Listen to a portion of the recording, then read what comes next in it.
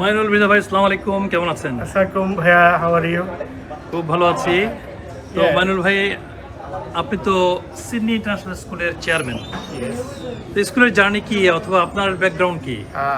So I really love to be a part of education sector in the Bangladesh. And as you know, I came in Australia in 1998. After I came here, I felt something, I have to do something for country.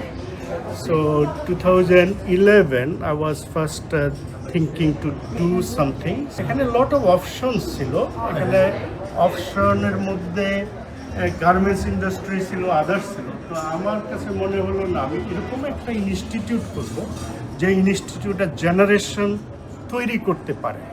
তো সেই হিসাবেই আমি আসলে first Sydney base, যেহেতু আমি এই Sydney international স্কুলটা আমি নাম দিয়েছি, এবং আমি মনে করছি যে Sydney is very authentic investment in Bangladesh.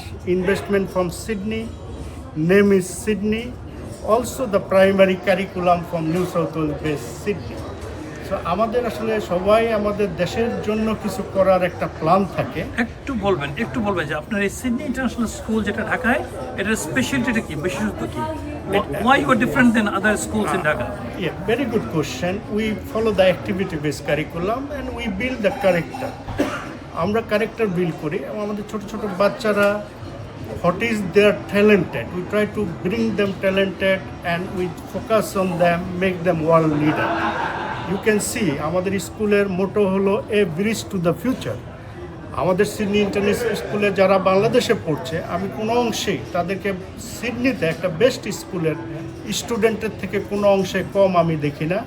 So আমাদের development with the child development, social development, everything international level. And আমরা এই জন্য সো প্রাউড আমাদের বাংলাদেশে এই এডুকেশনটা আমরা নিয়ে আমরা আমাদের সোসাইটিকে আমরা সার্ভ করতে পারতেছি, কোয়ালিটি এডুকেশন যেটা সেটা।